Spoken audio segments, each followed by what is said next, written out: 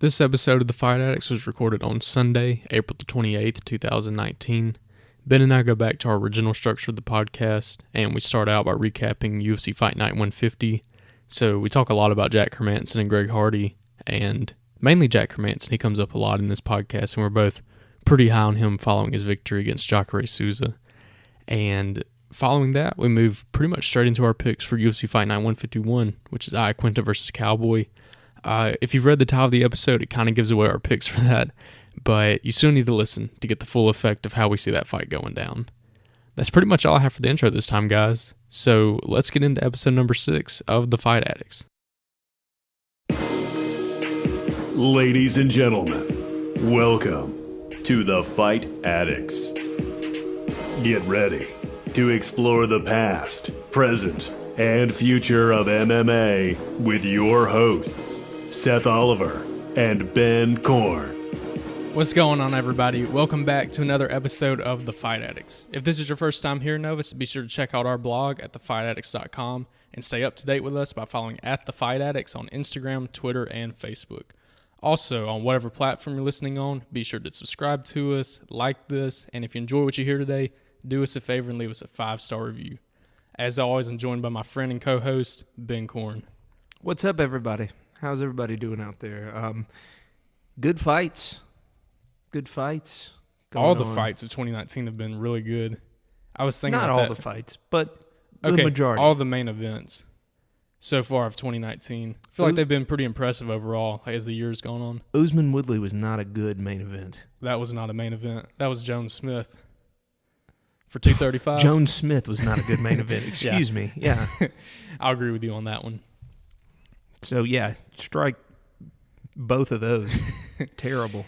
All right, so this week's featured comment of the week, which is where either me or Ben find a funny comment on any type of social media that's related to MMA, and we read it here. So this week I found one from Danny O'Neill on YouTube who said, "Say what you want about Greg Hardy, but the dude is undefeated in the domestic division. Have some respect." Ben, were you impressed with Greg Hardy's performance at the UFC Fight Night 150? I felt like his opponent was afraid of him and didn't look good at all. I didn't understand why somebody who's 0-1 is going to be in the co-main event, but I was going to ask your opinion on that because he's been getting a lot of hate around the MMA community for that. So do you think that's justified? Yes. So do you think there's any type of way to give him a second chance for what he did? Or is this just like, or is domestic abuse like the ultimate, like he can't really come back from it in the public sphere? It's not just that he was domestically abusive. It's very similar to, domestic abuse aside, throw that completely out the window.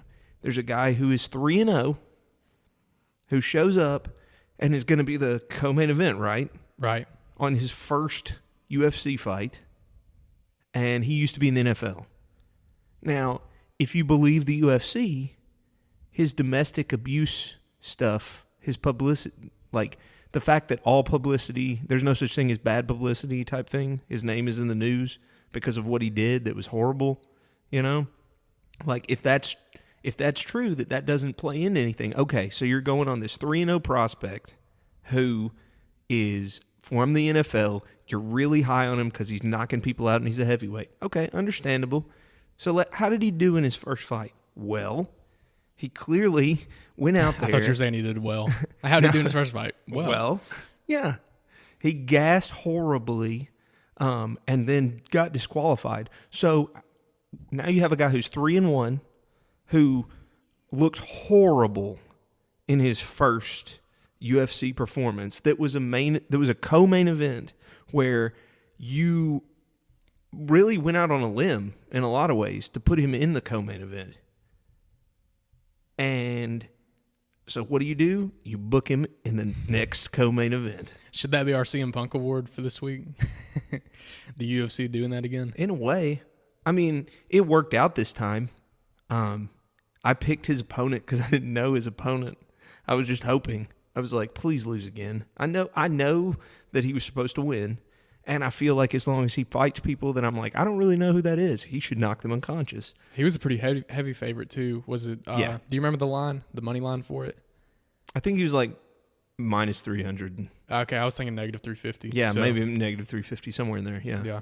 So, I mean, he was a big favorite because he was up against somebody who didn't want to fight him. That was pretty clear. Yeah, it was pretty evident that he did not want to be in the octagon with him. Yeah. Yeah. So, and that was my thought as I watched that guy just whimper and not fight him. Why didn't you rematch him?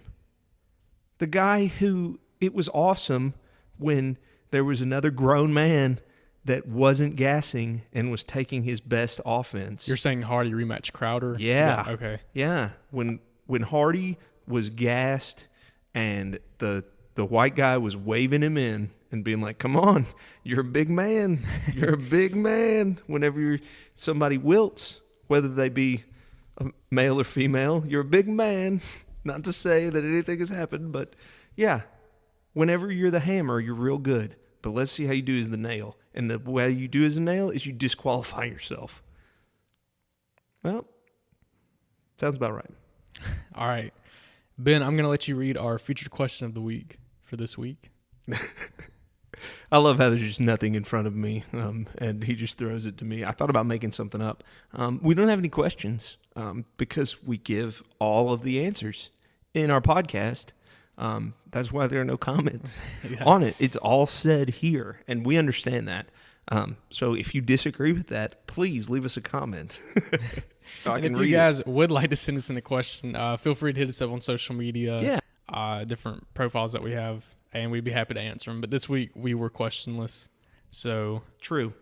So I have a question for you. all right. A What's your question? hypothetical. So Jacare, he just lost to Hermansson.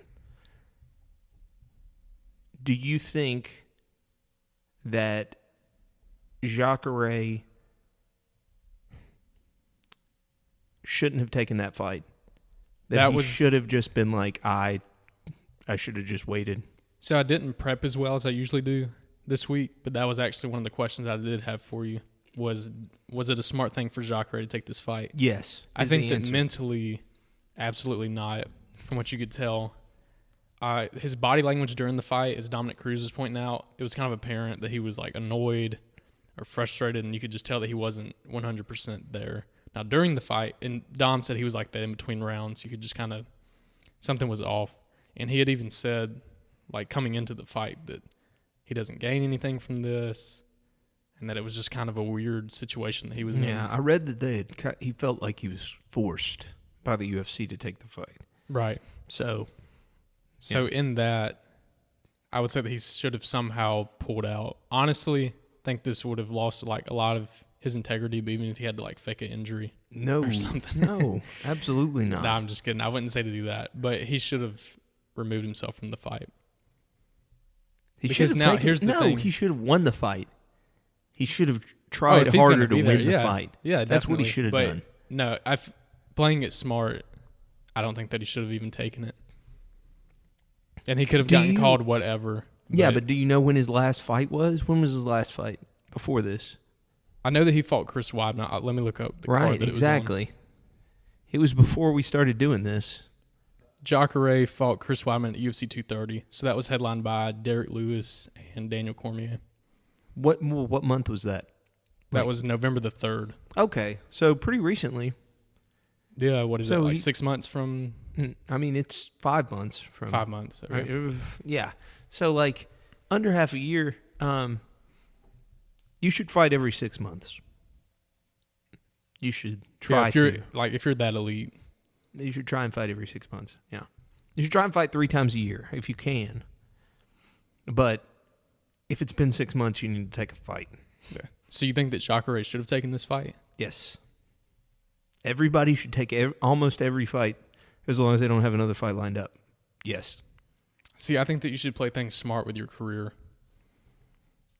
So even if that makes you like a wuss or like whatever. No. I still think that is the best for your career. Okay, it was like when Ortega didn't take, Jeremy Stevens, whenever Max put out 236. And he was like, no, because if I lose to Stevens, like I might not get this title shot again. And I understand what he's saying because I think that he could beat Stevens, but for him, it's like his stock doesn't increase, he doesn't move up because he was already getting a title shot. So beating Stevens just extra confirms him for a title shot. But that's ridiculous, though. Like, you can't. It's not the most fan-friendly option. Okay, but all right, yeah, exactly. So instead, he waited and got owned by Max Holloway. It just got his face beat in. And, yeah, now everybody has in the back of their head, not only did he get his face beat in whenever he fought the champion, he was pulling a Woodley and saying, I'm not going to fight until I get my title shot. Yeah, but imagine that happened.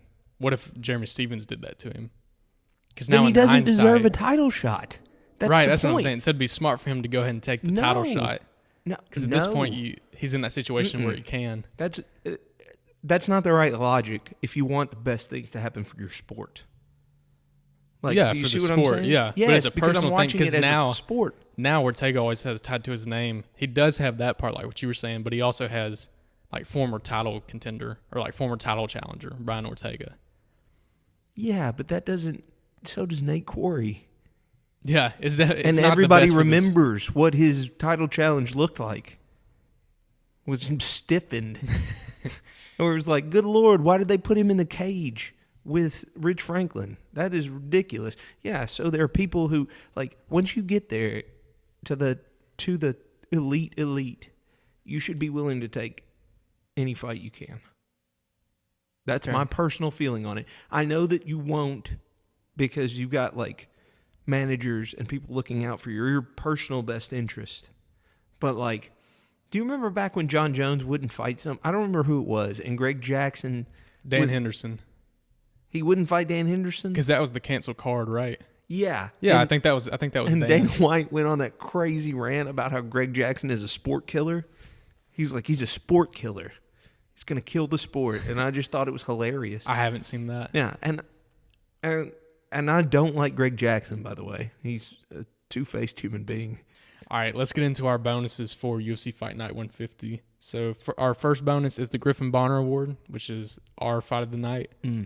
This week's Griffin Bonner Award for me goes to the main event, which was Hermansson versus Jacare. Really? I almost picked Cowboy versus Perry, but in watching it, I just kind of like the main event better. I like the back and forth between it, and I like the fact that, like, in the third round, I had Jacare winning, and he was gonna piece him up there and finish him, but then Hermansson, we saw him as the nail, and he was able to overcome the adversity. So to me, it was just like a good, like, art form playing out. I guess the best way to describe it. He didn't let him run him over. Yeah, I was very impressed with that, and that was the first time he had gone all 5 rounds. So well, that was true of both guys. Like, because at the beginning of the fight, Hermansson looked like he was gonna run through him. I thought he was going to almost get that guillotine. did the guillotine thing. That's not proper, as Cruz pointed out. Like, here's what you should do, and it's so easy to say that whenever you're not getting squeezed by a monster in the first round. Like, yeah, that's what you should do, but unless you're Jacare strong, you're not going to be able to do that. You're just going to die. Which one of those do you think has the stronger grip? Oh, just grip? I guess, like, who would you rather get guillotined by? Jack Hermansson or Jacare Souza? Jacare Souza. I'm going to sleep on both of them, but... So you're saying that Hermansson squeezes harder. Absolutely, because of that thing that for him to hit the choke the way that he does with your arm in, that's so dumb. And it's not that Jacare doesn't squeeze hard. I mean, clearly. It's called the alligator for a reason. Yeah, like if he gets a hold of you, it's bad. But I also remember whenever Mayhem rolled around on the ground with him and had that point where he, like, pops up and does the little Japanese schoolgirl peace sign at the camera because he's just like, whatever, man. Like, I don't care. Like, he's not doing that against Jack Hermansson. No chance. He's getting mauled until he gets guillotined. If he gets guillotined, or he just gets beaten into unconsciousness. Yeah, so you're pretty high on Hermansson after this fight. Yes, I absolutely am. But in my head, right then, I just want to see prime Mayhem Miller against Jack Hermansson. All right, well, we'll get into more about Jack later on after we finish the bonuses. So who was your Griffin Bonner Award for this week? As crazy as it is, I think it was probably Cowboy and Mike Perry. Perry, yeah, Platinum. There we go. Yeah, His correct name. Yeah, that was a great back and forth too. Yeah, it was. They had a lot of back and forth. I think that Perry has improved his head movement. I was going to talk to you about that on this. Yeah, because I know that you texted me that before the fight, and you said that was his main issue. There was one point in the fight where I felt like it was Mike Perry directly to me in terms of the head movement thing, because Oliveira throws like a really like fancy high kick, like it's like a stop kick, and when it's like he puts his leg up and then he slices it, so it's so telegraphed. It's a long, like I could see it coming, but like as he's throwing it, I'm like, oh, that's perfect kick to hit Mike Perry with. Mike Perry never moves his head. I said that because I was like, he's just going to take his head off, and yeah, he just dipped perfectly and was still standing there, and I'm like, yep, that's better than it used to be. Yeah, I actually had Perry winning this fight, and I didn't declare it, so I know that it's not official. Yeah, I thought Cowboy was going to win. Yeah, but the reason I saw that I think he's lost his last two before this fight, and I think that he just got signed to a new contract. I think this is the first fight on his new contract. Mike Perry? Yeah. Yes. Yeah, and I saw that I'd forgotten about him and Felder's fight, him versus Paul Felder, where he won that. I want to say it was by split decision. It was by some decision. I think it was by split decision. I was like, yeah. So I was like, if he has improved and he beat Felder in a decision, I think that he could beat Cowboy Oliveira. But I thought it was going to be by knockout. I told you he wasn't going to knock him out. I told you that dude went with Condit. That was my reasoning behind why I thought Oliveira would beat Perry, is because Oliveira beat Carlos Condit. And I feel like that's a fight that I'd like to see, even though it won't happen. Like, they're so far apart now. Yeah. What was Condit's last fight? Was Condit's lost like 4 fights in a row. Yeah, he's pulling a BJ. I guess. Who's fighting? He's way better than BJ Penn, though. But yeah, they should do that fight. BJ's return to welterweight. Yeah, against Carlos Condit after he fights Guida. Is Guida at 45? Or did they do it at 55? I think it's at 55. Because Guida's small for 55, and I know that he went down to 45, right? Guida he did. So for this fight, they're doing it lightweight. Okay, that's good for both of them. Yeah, and we'll make our picks on that in 2 weeks. Awesome. So, who was your GSP award for this week? Which, by the way, the GSP award is our biggest victory or the best thing that happened on the card. So, Ben, what was your best thing or feel-good moment from this card? What was the name of the guy who knocked out Ben Saunders? His last name was, I think it was Sato. Sato? Yeah. His being able to win and, like, memorialize his teammate that had died. I thought that was good. Gotcha. It was good that he won. I remember... and that's coming from a fan of Killaby. Yeah, I wanted Saunders to win, absolutely. I didn't know any of the backstory. But, it was just, emotional and good. So I'm glad that he got that for himself. Well, we both went with serious ones this week because mine was Jim Miller getting the victory in front of his kids who were watching front row. That was good, yeah. My dad was telling me about that because I didn't watch the fights live. I had to go back and rewatch them. And he told me about that. So whenever I watched it, it was a very feel-good moment. I always think that's a horrible idea. Don't do that. Don't do what? Don't bring your kids. Don't bring your wife and your kids. No, unless you're Cowboy, and then it's like a guaranteed victory. Well, yeah, you have to be like Cowboy, where it's like you almost kill yourself on a regular basis just in your daily life. So, like, you getting locked in a cage. Somewhere on the BMF ranch. Yeah, exactly. Like, you get locked in a cage with another dangerous man, and it's no big deal. But, like, you remember that? I think it's after Fedor beats Mark Coleman and has his face all messed up. And Coleman's kids get in the ring and everybody's crying. Oh, yeah, I have seen a clip of that. Yeah. Welcome to reality. Yeah. And, like, there's a documentary called Beyond the Mat that is a documentary about professional wrestling. I was about to ask if this is about, like, Matt Hughes' life, like post-train wreck. Yeah. Beyond the Mat and Mark, the Matt Hughes story. Yeah, I was actually telling my family how this comes up every single episode. The It's Hughes brothers? like our trademark is Matt Hughes is thrown into every episode at some point. That's true. Yeah.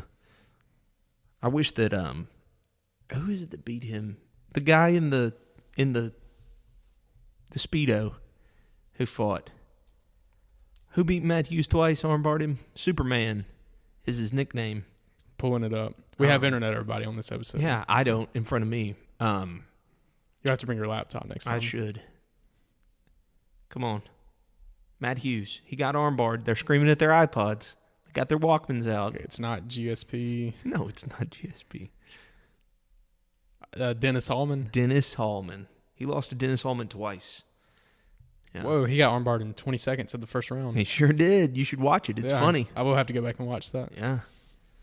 All right, so this week's CM Punk Award, which is our biggest letdown or just the worst thing that happened on the card, the anti-GSP Award. Mine this week goes to Ben Saunders after he gets TKO'd by Sato. Ends up doing like the stanky leg. He does that like stanky body thing where he just like flops everywhere like up against the cage. Yeah. Like a fish out of water. That was my CM Punk Award because I feel like that'd be very embarrassing to go back and watch on live television, like seeing you doing that. I just hope that, like, I feel like as he was after he was up on his stool and stuff, he was saying that he wasn't out. Like, he was. You're saying you're hoping this, or that no? I think that happened? He was. I think he was objecting to the stoppage because he didn't get because Ben Saunders gets separated from his consciousness whenever he loses. Like, he's been knocked out cold repeatedly, and I like him, but yeah. So since he didn't go unconscious, he was objecting to that stoppage, but he could not stand up. Yeah, couldn't control his body. Yeah. So Ben, what's your CM Punk Award?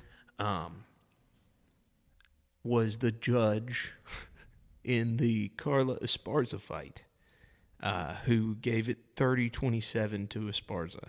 Because as I was watching that fight, I thought it was a close fight.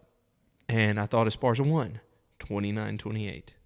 But when the first scorecard they read was 30-27, and I thought, no, they gave it to the other girl because the only thing I was sure of was that the other girl went around in the fight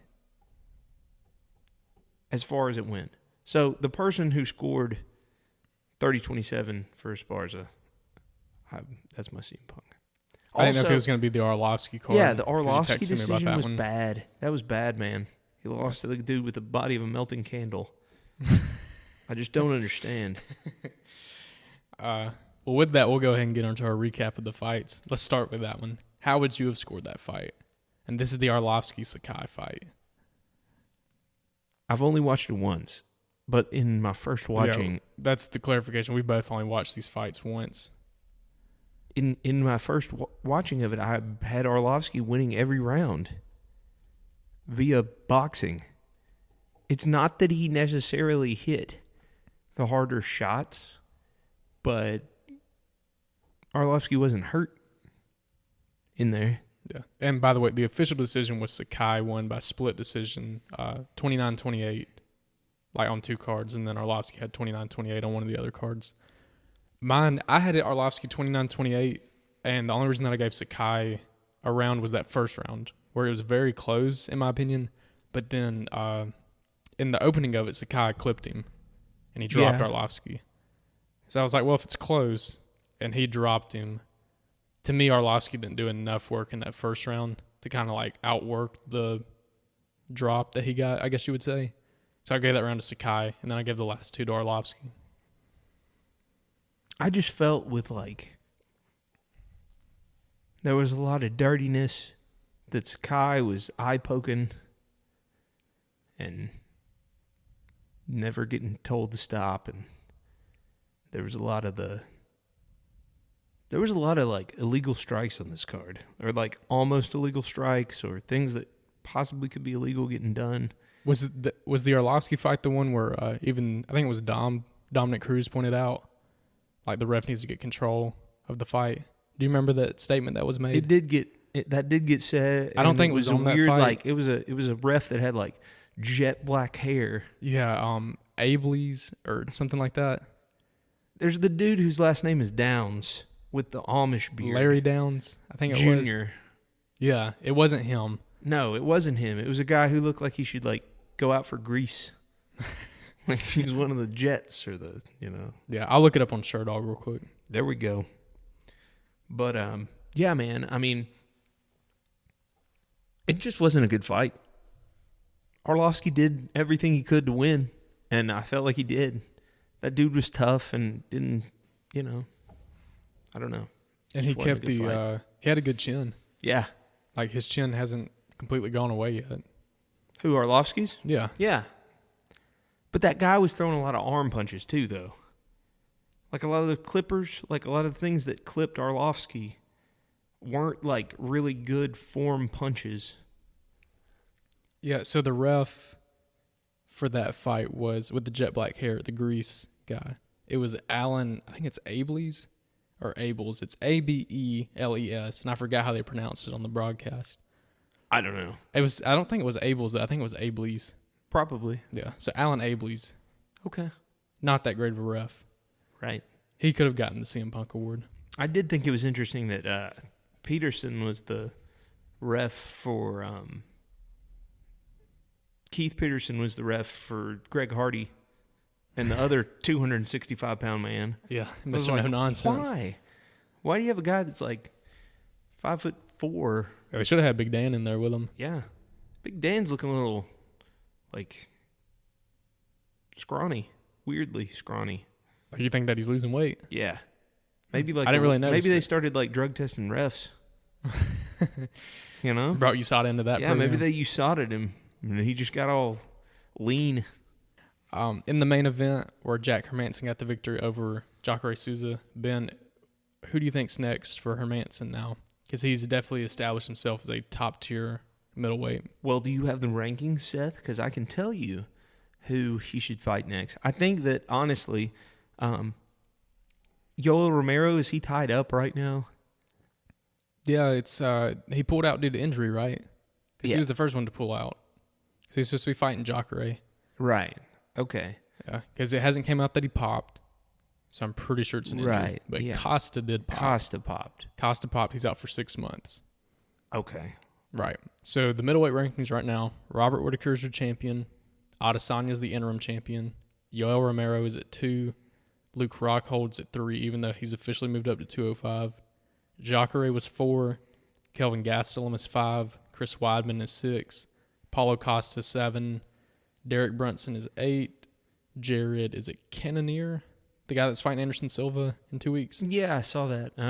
Yeah, I can't remember how you say his name. He's at 9, and then Hermansson was at 10. Wow. It's a stacked division. Kind of, but it's also a tied-up division.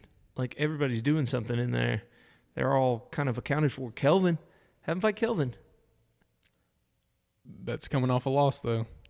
Guys coming on a loss don't fight. Guys coming off It's from a coming. win. Okay. That's what you always tell me every episode. That's true. That's true. But who else is there for him to fight? I would say if they can figure out what's going on with Yoel and he can get back and healthy. Sure. Yeah. Probably have him fight Yoel, and then winner of that will probably get... Or you could go ahead and have him set up to fight Costa if it's only 6 months. Just be like, yeah, the day that you're allowed to fight, that's when you're going to have a fight. Just go ahead and train. And stop using substances. You're going to need to get a little Overeem lean, if you know what I mean, and get your body right, buddy. I think that's a very intriguing fight. Yeah. Honestly. Like, I would give Hermansson the advantage because right now everybody's a little high on Hermansson. And, I think that he's more skillful than Costa. If Costa hits him with, like, some type of nasty body shot, bye-bye Hermansson. Yeah. It depends on how good is Costa's counter wrestling. Trying to think of a fight that we've seen it, or that I've seen it. He didn't use it with Johnny Hendricks. He just tuned him up. Yeah. That was sad to watch, unless you were a Costa fan. I don't know off the top of my head. I was a fan of that. You're not a fan of that? No, okay. That didn't make you happy? I should have rephrased that because I was happy watching it. But I'm just saying that was like sad in the aspect of like looking at Johnny Hendricks as the former UFC welterweight champion who went toe-to-toe with George St. Pierre. So we're jumping back into this because Ben and I just had a debate about Johnny Hendricks and some of his fights. And we're just going to edit that part out and jump right back into this. So we don't know where we were at. Yeah. So, Paulo Costa. Yes. You say that he should fight Hermansson when he comes back. Yeah. Right away. Mm-hmm. So, like I said, I think that Hermansson probably wins that fight. He should definitely be the betting favorite in it. Who do you have in that fight? Depends on, who's going to win gun to my head? Hermansson's going to choke him. Or you think that he finishes him? Yeah. Because it's going to be like a 5-round fight on like a fight night. Right. And Costa, probably is like Costa a number one is going to gas so hard. Because Costa's not going to be able to finish him. And he's just going to be a muscle suit and Bobby Lashley himself and be like, and just short circuit and it'll be over. It'd be funny if they had like that fight instead of it headlining a fight night, which this would take away the 5-round aspect, but have it like co-main Brock Lesnar in DC, and then even throw like Yoel like on the card somewhere, and it's just like all of your freaks are on that card. Have it co-promote with WWE. Like, have it be pro wrestling and the guys that look like they should be doing pro wrestling. That's like your dream, isn't it? Yeah, exactly. Absolutely. All right, so in the co-main event, which we talked a lot about Greg Hardy earlier in the podcast, but my question for you is, will Greg Hardy eventually solidify himself as a top-tier heavyweight in the UFC? So how far do you think that his journey will last in the UFC? You think this is it? I think that he's going to, the second he fights a decent opponent, he's going to get embarrassed. Okay, who do you label as a decent opponent? You need me to read you the rankings? Read me the rankings and I'll tell you. All right, well, let's start at 15 and tell me who do you think that he could beat. So coming in at 15 is Andrei Arlovski. I feel like Arlovski tunes him up. Arlovski boxes him up. See, mine would be I feel like Arlovski boxes him up for like 2.5 rounds, and then Hardy just like, well, okay, has a heart attack. And like, I was about to say, not 2.5, maybe like half of the first round. Or, like that 4-minute mark, we got like a minute left. And then Hardy kind of pulls a black in the middle of beast. the ring and taps to exhaustion. He pulls a Dada 5000. And just falls over. Nah, but he pulls a black beast and just like lets one loose. And it just catches Arlovski. And that's where his granite chin, or not granite chin, his terrible chin. That's Granite's a winnable. when it's good, right? Granite is when it's good. Yeah. Right. Glass is when it's bad. Yeah, glass chin. Sorry, I went brain dead for a second on those. Yeah, his glass chin comes out and he just catches him with one. That I could see it going that way. But the more realistic, I think, would be like what you said. Arlovski probably wins a decision. Yeah, I feel like Arlovski. Hardy gun to my head, Arlovski beats Greg Hardy. That's what I feel like right now in terms of having seen his 2 UFC fights and him knocking out big dudes on Dana White's contenders. That's the entirety of his fight career. I'll tell you the fight that they need to make. I just saw his name, and I know he's coming off a loss, but Justin Willis versus Greg Hardy. That'd be good. Willis would tune him up. No, I think that Hardy could win that one. When he doesn't have to worry about getting taken down? You think Big Perm or whatever his name is going to have to worry about if he doesn't have to worry about the wrestling? If he's good enough off his back, he knocks Justin Willis out. Like if he can counter wrestle. Okay, hold on. Justin Willis is the guy that lost. That lost to Curtis Blades. The guy that just wrestled him into oblivion. The rotund black man. Yeah. With like a Justin chain. Willis. Right? Like he's got like a tattoo of a chain. Yeah, I think so. Yeah. Let me make sure. Yeah, that's a perfect fight. Yeah, let them that's fight. What I'm saying. And I think that Hardy wins for real. It's kind of like the Perry thing. Pieces him up, and it's beautiful. Yeah, Justin Willis has the chain tattoo going across his chest. Yeah. I'd put my money on Greg Hardy, unless he's coming in as the betting favorite. He would, and he'd lose. Continue. Okay, we have 14 is Blagoy Ivanov. I think that Greg Hardy could beat him if it stayed standing. Okay, Marcin Tybura. Roll the dice. That's rock'em sock'em. Yeah. That's how that's going to go. 11 is Justin Willis. 10 is Shamil Abdurakhimov. I hope I pronounced that right. I don't know who that is. He just fought on a recent card, I'm pretty sure. I might be wrong. Number 9 is Alexei Oleinik. Oh, Oleinik taps him so hard. Yeah, I was waiting for that reply or that reaction. I definitely agree with that. I think he gets him standing. I think like they lock up against the cage and he arm triangles him like standing up. Oh, I thought you were going to say he just like pulls guard. Like they're standing. Kind of. He might. I get what you're saying though. But like whenever they get up against the cage, like one of the things that Oleinik tries to do is lock in an arm triangle from like a standing position. And I feel like Greg Hardy wouldn't know what was happening enough to make that stop from happening. All right, here's the interesting one, and you'll understand why I'm saying it. But number 8 is Cain Velasquez. So I'm just saying if it's something freaky, like some type of injury, I feel like that's the only way that Hardy wins. Yeah, I mean, it Like depends if Kane's knee blows out just because he advances. It depends on how you really feel about that Ngannou fight with Cain. Because Do you think I feel that he clipped him? Yeah. Yeah, that's what I thought. I feel like too. he punched him and then he blew his knee out. But I feel like the important thing to note is that he clipped him. Caught him, yeah. And he was going down. Who knows what would have happened if he hadn't blown out his knee, but he definitely was in favor of the guy that lifted over him into the air, right? Yeah, with that uppercut. Yeah. Okay, so tied for number 6 is Alexander Volkov. Yeah, Volkov would destroy him on paper. All right, so do you think that any of the ones above Volkov, like No. you're getting to your top tier, so that's about... No. So you say he could potentially beat Marcin Tybura, and he'll probably beat Blagoy Ivanov. Yeah, because I feel like... Because you said that Willis Ivanov, beats him. Yeah, I feel like Willis beats him.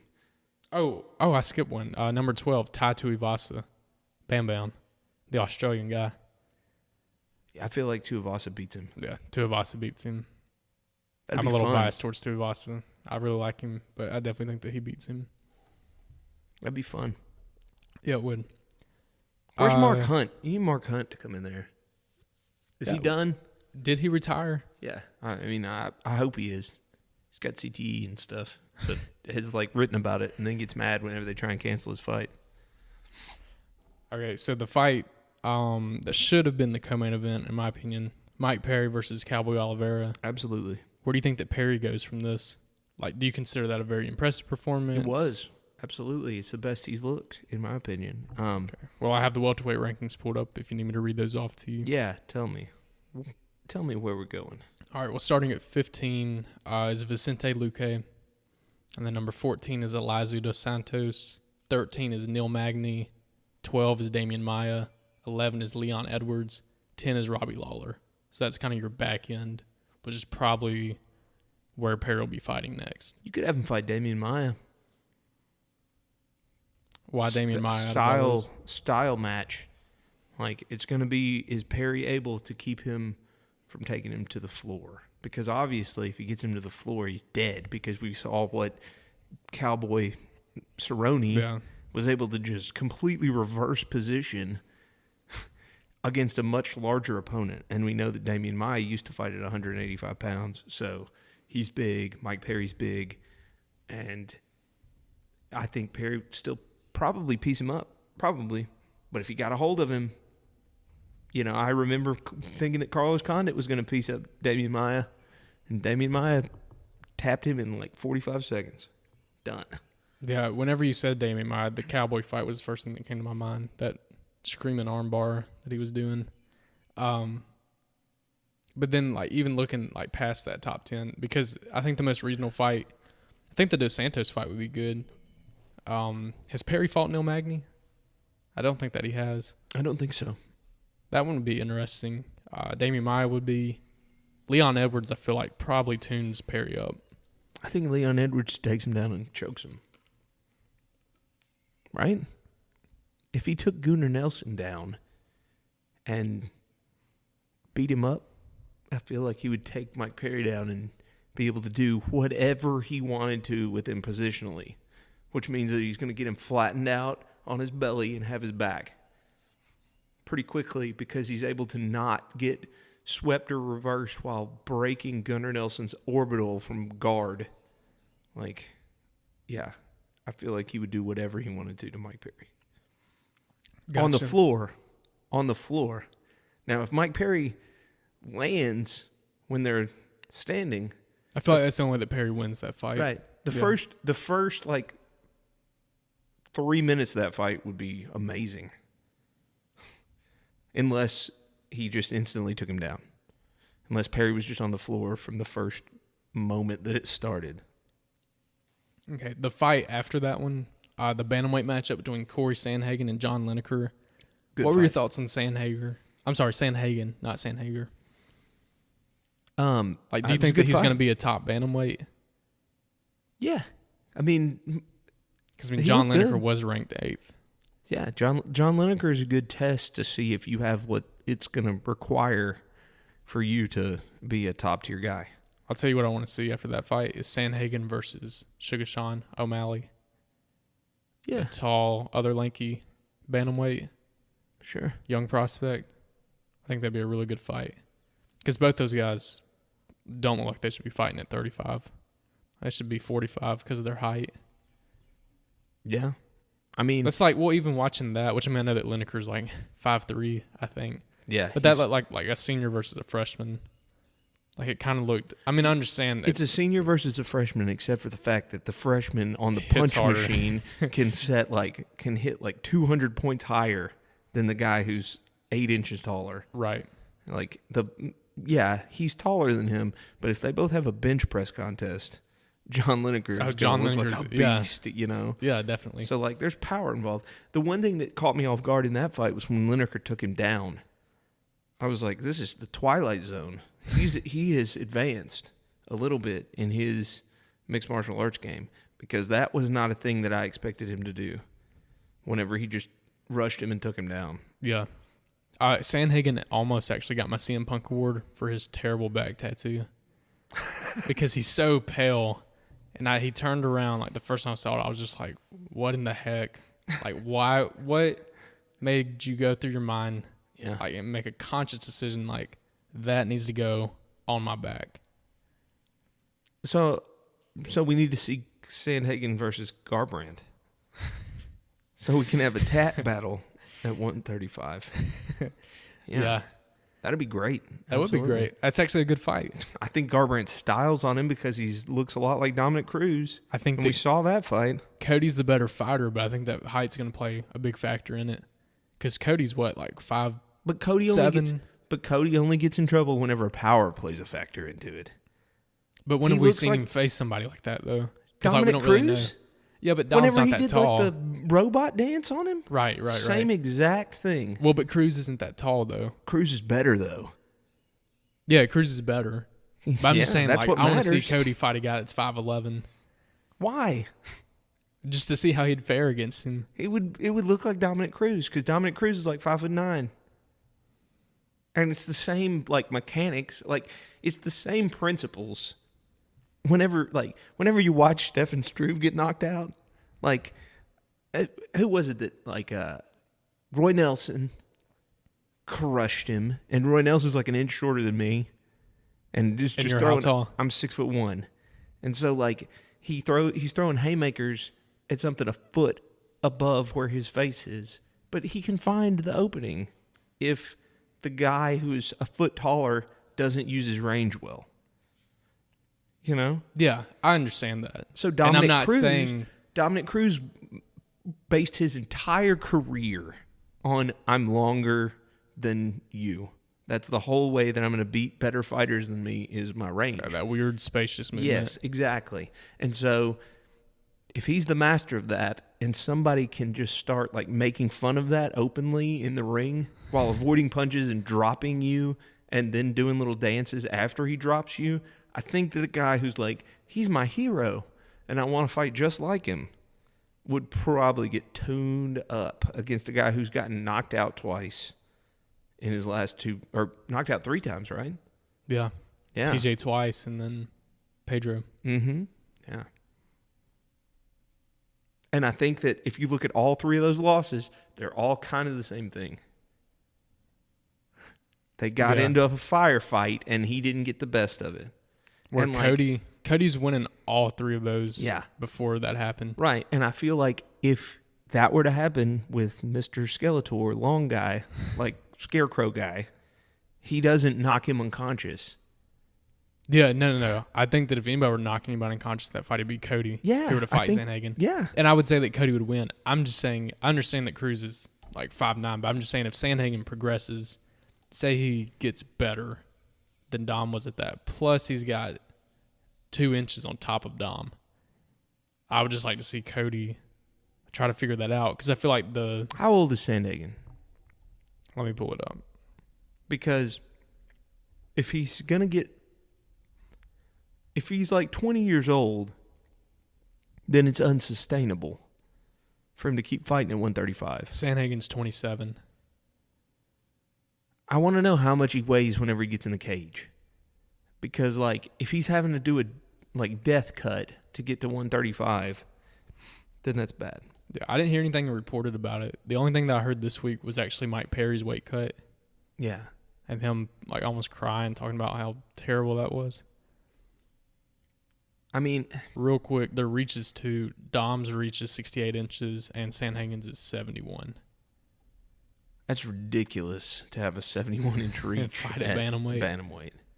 Yeah, and just for comparison, let me pull up Cody's. Cody's reach is 65.5. So that's not like too big of a difference. Yeah. When you think about John Jones being like an 84-inch reach, fighting guys with like, what, a 76, 77-inch reach? Yeah, mine's like 75, 74, 75 in terms of from one tip to the other, like in terms of the wingspan thing. But, yeah, and I'm 6'1". So, like, I just think of myself, like, I'm kind of a skinnier, like, build person. And I know that if I were to get as skinny as humanly possible and use TJ Dillashaw type methods, I think I could get to I could do 146. I think I could What's get your to current weight? Right now? Right now. 188. Yeah, that's like what Max walks around at. Like 185, I think. 180, 185. Yeah, but I bet you I wear a bigger coat than he does. I bet you my shoulders are broader than Max Holloway's. Yeah. So, like, I don't think when I got, I don't think that 135 on a 5'11" frame, I don't know. I'd be worried about how skinny you are there. I mean, it was definitely weird looking in the fight, like what I was saying. It was like a senior, like a school bully versus like the school nerd, like facing off. Like it just looked unnatural. I guess, but it's like the middle school center on the basketball team, like the freaky tall guy against a person who's short but pretty built. Like every time you hit him in the body. Yeah, I was saying just height, not like total body. Because like you said, I mean, Lineker definitely has more power and everything. Yeah. The one that I think, like whenever you say that bullying thing, it was what I think of with Usman and Woodley. I was like, how is like Usman, the actual like performance of the fight? Well, and the size. Like, how is Usman so much bigger than Woodley? Yeah, Usman did look, but I remember us commenting on that. Yeah. Size-wise, it was just ridiculous. So, like, and that was a functional one. Like, he didn't look all string bean. Like, Usman, I wasn't like, he's all drawn out and, like, really skinny. He doesn't look powerful. Like, no, man, he looks ripped and huge. They look like he would pop afterward. Yeah, like Lesnar. Like, the reason that Lesnar looks as good as he does is because at 265 pounds, he's one of the biggest 265s you can get. You know, he's so broad. Yeah, I would say he's up there with like Ngannou. Yeah. Ngannou's probably the biggest. Yeah. I mean, I'm trying to think of people who cut to 265. Would you give Ngannou the best genes over Yoel Romero in the UFC? No, Yoel Romero has better genes. I would give it to Yoel just because he's at 40. Yeah, I was like, how old is Yeah, let's see what Ngannou looks like in about like 15 years. Yeah. And then we'll make that call. Exactly. Were there any other fights that you wanted to talk about on that card? Douglas Lima, he won. That made me happy. Diego Lima. Yeah, I even said it wrong. Yeah, Diego Lima, he won. That made me happy. Court McGee doesn't look like the same human anymore. No. Yeah. Because I was actually rooting for Court because I watched the season of The Ultimate Fighter. I did too. Yeah, so I was a Court fan. I watched both of their seasons because Lima was on a season of Ultimate Fighter as well. Oh, really? Yep. Who were the coaches for Court's season? Because I forgot and I didn't. Dude, I have no idea. Okay. Tell me.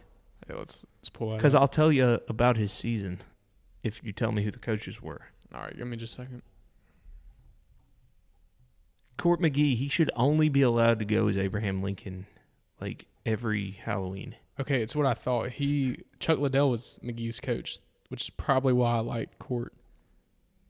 It was on Ultimate Fighter season 11. Franklin? That's where Franklin takes over for Tito? Yep. Yeah. Chuck Liddell versus Rich Franklin. And Tito pulls out of the fight.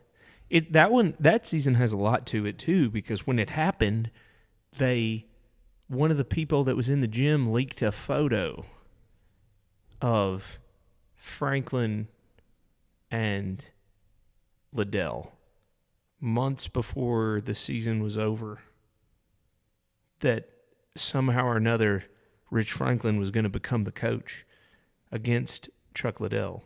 And Dana White was in the media being like, that's not true. This isn't the way that it actually is. Someone is messing with you. You're all goofballs. F-ity F-F. And then turns out, like, yeah, Franklin became the coach at the very end. Like, you didn't know until, like, the last week of the show that Franklin was going to fight Chuck instead of Tito. And the thing that they said was, this is horrible, dishonest business practice, because everybody bought a ticket planning on seeing Chuck Tito 3, and instead they get Chuck getting knocked unconscious by broken arm Rich Franklin. Yeah. Suck on that. And it's like, man, that's... Hey. But we still got Chuck versus Tito 3, so no complaints. Oscar De La Hoya was like, let me take this one, Dana. I got it. Silk shirt Chuck. That, man, I told you about having to go and find it, right? Did I tell you about finding Chuck versus Tito 3? No, because we weren't doing this at that time. So. Right. It was right before we started, and I don't remember why I did that. I was like, I have to see it. I have to see it. I got it in my head that I was going to see it at a bar. And so I went to Buffalo Wild Wings with my buddy Robert. And we walked into Buffalo Wild Wings, and I said, are you showing Chuck versus Tito 3? And they said, what? I don't know what you're talking about. Get out of here. And so then we went to like a couple different places. Hooters wasn't showing it. And we wound up at the place in Rivergate that's across from the mall. I don't know the name of it, but you can smoke in there. You can smoke cigarettes in there. Which was good for my buddy because he still smokes. So I had a headache by the end of this thing because I don't smoke anymore. And it's not 1990 where you're just in smoke-filled rooms. So I'm a girl whenever I go to a casino or a bar where you have cigarette smoke, and I get a headache. But, yeah, there was no one, like, we were the only people there to watch it in the entire bar. And, yeah, when Chuck came out in that like blue silk shirt, half unbuttoned, I was like, what are we about to see here? I think this was a bad idea. And then it was. Yeah. Now your prediction for that was what? My prediction was that Chuck was going to knock him unconscious. Right. Because Chuck has his number. And I thought he had that look in his eye. But it just wasn't. He had a look in his eye, but it wasn't good enough. No. So, Ben, who do you have for the main event? Cowboy. Iaquinta versus Cowboy. You got Cowboy. Cowboy's going to win. Do you think the Cowboy's going to tap him? No, probably not. Like, yeah. It depends on what if you gave me some kind of like plus 500 that Cowboy taps him, you would take throw that? throw $10 on that, sure. Yeah. But, yeah, I think that Dad Cerrone is undefeated, right? Yeah, Dad Cerrone's undefeated. Yeah. And I've always had I've always underplayed Al. That's what I was about to say. I remember you making a statement that, was it that you always underplay him or that he's just never really impressed you? What was it? He lost to Chiesa? Yeah, he lost to Chiesa Yep. at the Ultimate Fighter live finale. Yep, and that's in 2012. I mean, I know that people have bad moments and stuff like that, and also I know that Michael Chiesa has wins that he shouldn't have, because I remember that he fought somebody, and in that fight he was just getting lit up, and he jumped on their back and choked them, and he was losing every moment of that fight until he jumped on their back. Yeah, well, he just beat Pettis. Like, what was that, a year ago? He's too big to fight Anthony Pettis. Like, Anthony Pettis was that at 155? Yeah, that was at 155. Yeah, Chiesa's huge. Pettis hadn't moved up to welterweight yet. Yeah, but Pettis, even at 155, isn't a big 155er, right? I mean, he was able to cut like down to featherweight. So exactly. I mean, even Yeah. though he did look like absolutely terrible doing it. Yeah, but he can make it. It's kind of like Conor. Like how Conor looked like Skeletor. Yeah, At 45, 55, he looks pretty good. And then at 70, he's like pretty close to what he walks around at. the Gorilla King that he is. Yeah. Yeah. All right, so for the co-main event, Derek Brunson versus Elias Theodorou. How do you see that fight going down? You got to go with the hair, man. Brunson's been losing a lot. I feel like this is Brunson's possibly like exit. Maybe he goes to Bellator. Yeah. Do you think we could see that? Yes. I think so too. I think that, I don't know, probably like Elias decision Yeah. is what I'm thinking. Yeah. Probably not the most exciting fight. Right.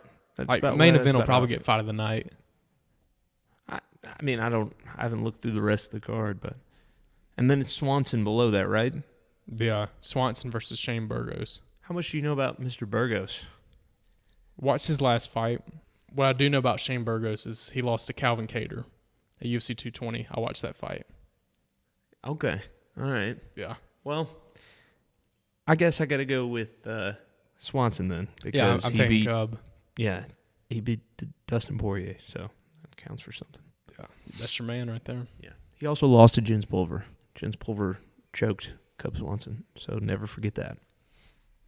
All right, so I would say since you made your pick for the main event, Dad Cerrone is undefeated.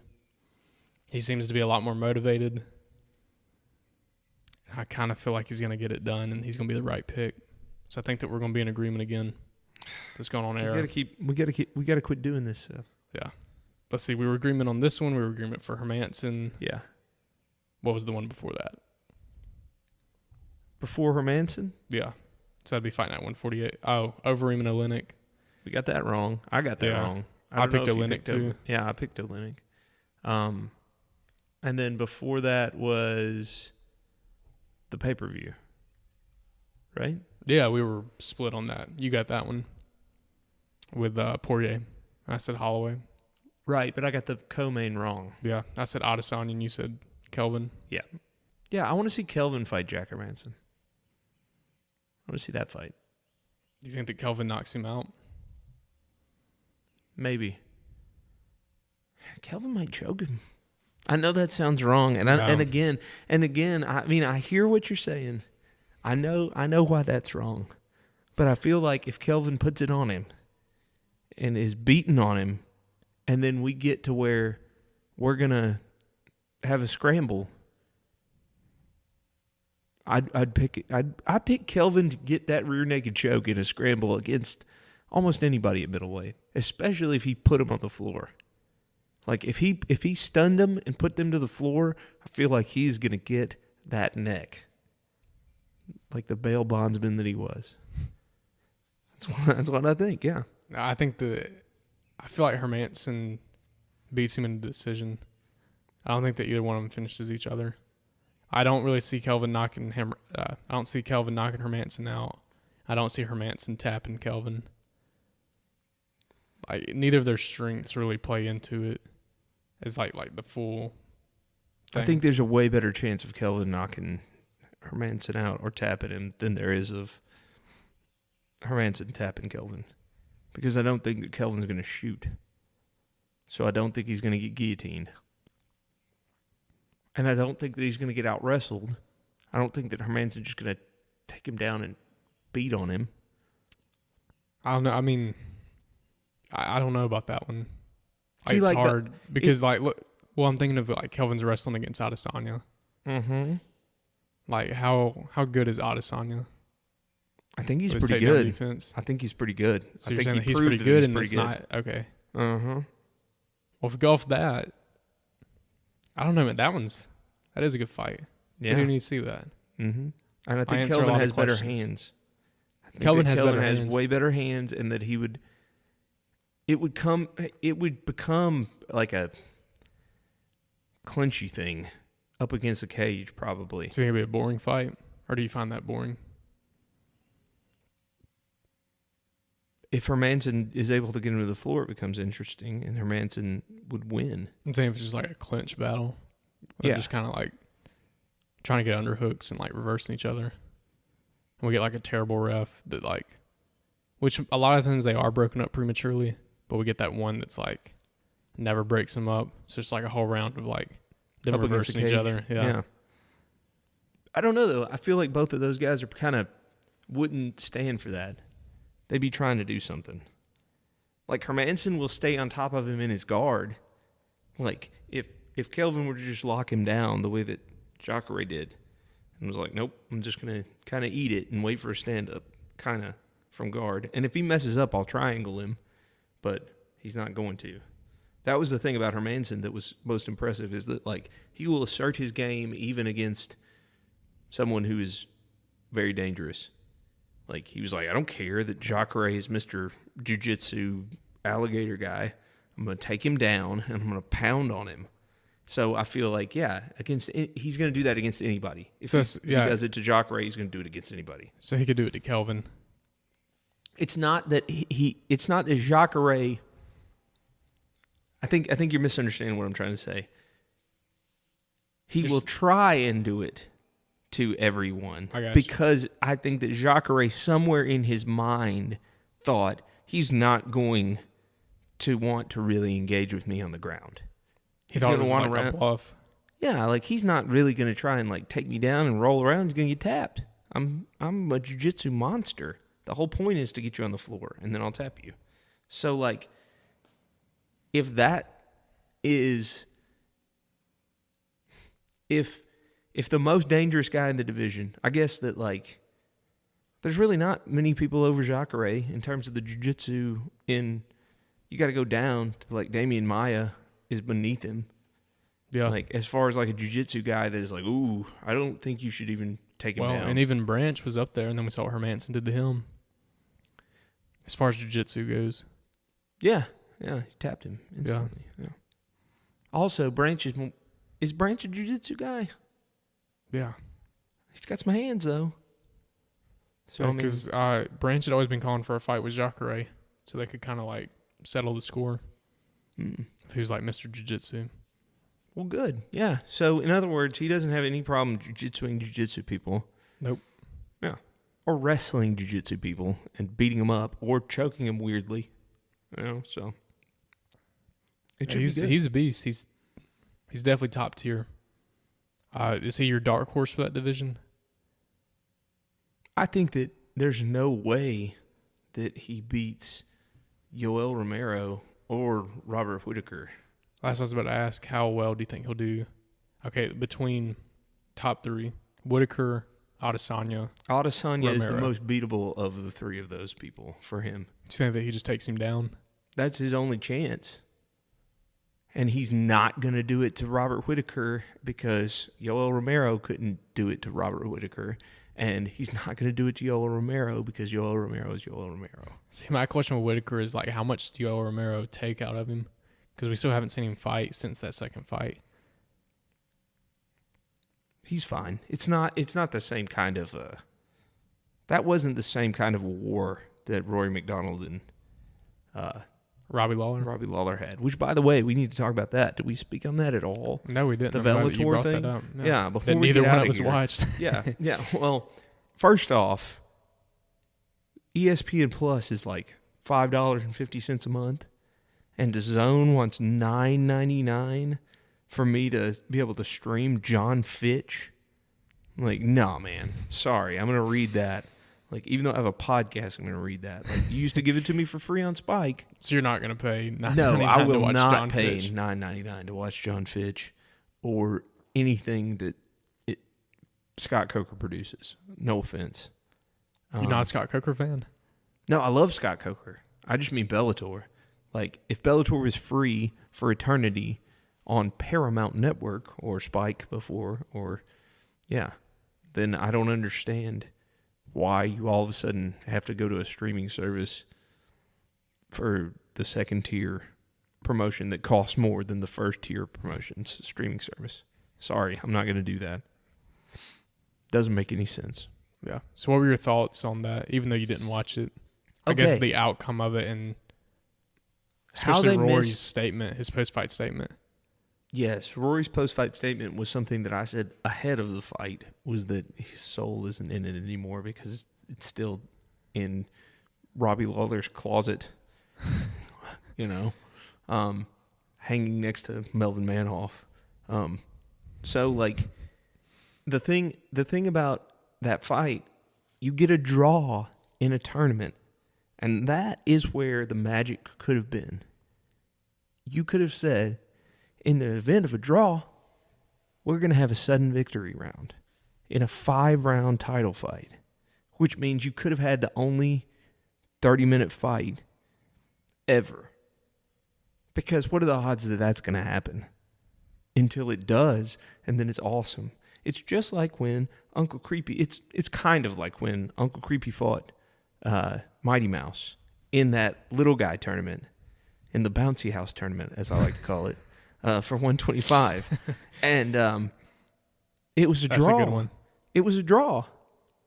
Like, but they read the scores wrong and gave it to Mighty Mouse, even though Uncle Creepy had full back mount on him in the end of the third round, raining down double hammer fists into the sides of his ears, yelling.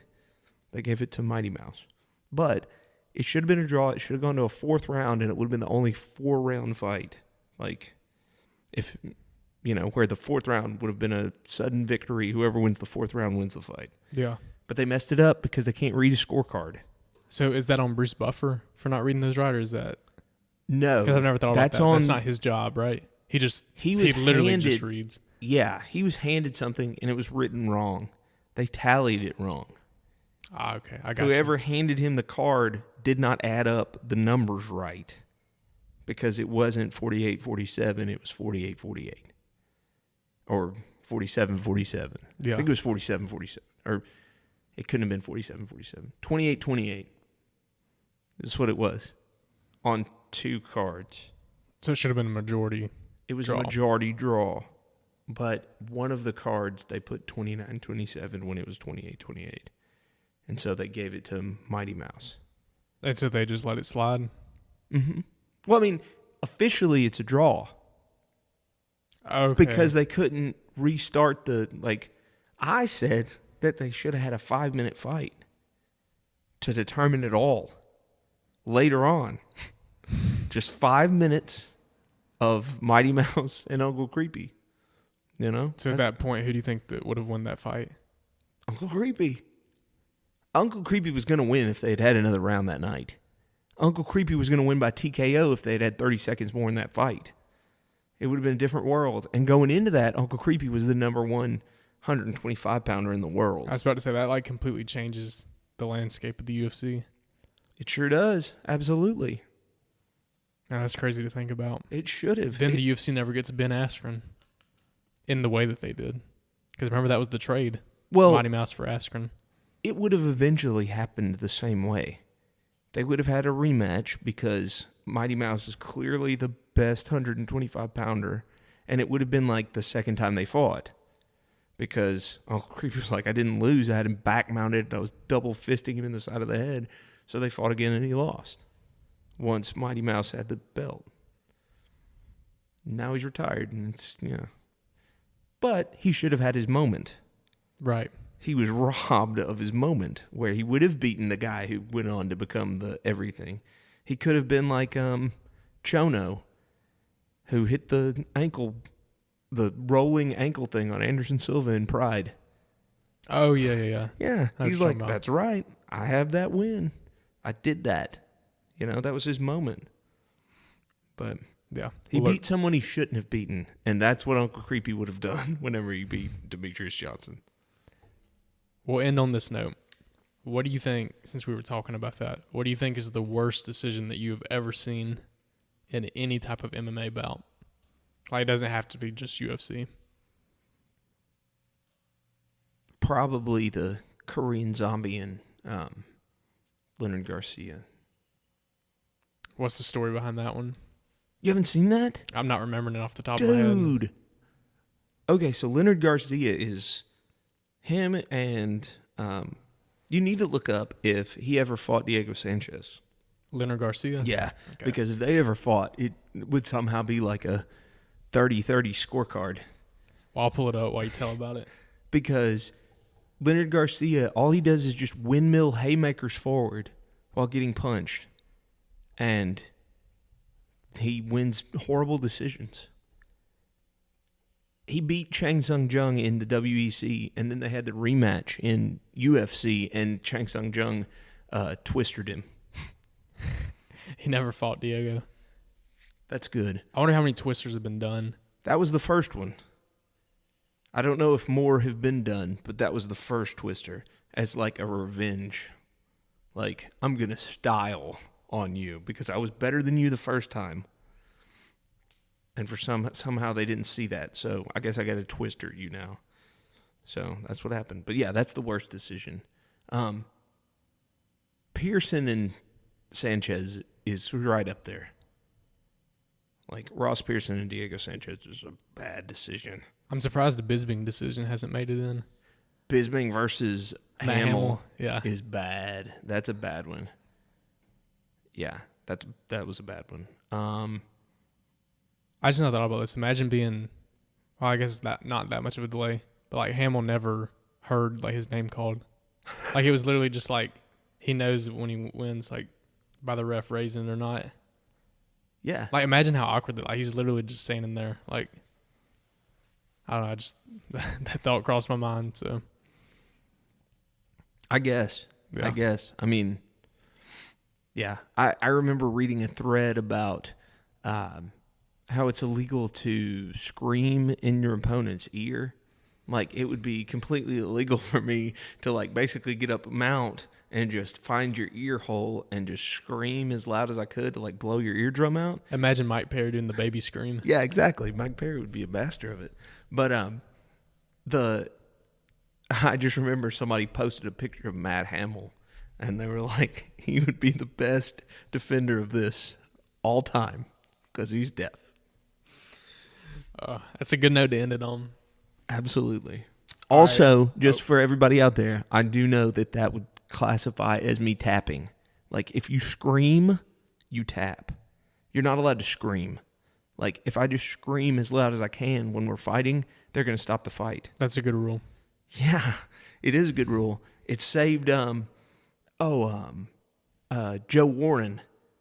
the baddest man on the planet, Joe Warren in Bellator. I don't remember who was knee barring him, but he screamed, and McCarthy, I want to say, saved him. Yeah. That's why he's the best. No, he's not. Who's the best? Rosenthal, Oh, yeah. the I guy remember with you're high on him. he's really high. Yeah, that's what I was about to say. Yeah. Anyway, good times, everybody. Good times. All right. Thank you, everybody, for listening to this episode of The Fight Addicts. Our goal is to always bring you high-quality MMA podcasts, and if you feel like we did that today, please subscribe to us and leave us a 5-star review. Be sure to check out the blog at thefightaddicts.com and stay up to date with us by following at The Fight Addicts on Instagram, Twitter, and Facebook. Thank you guys for listening, and we'll see y'all next time. Peace.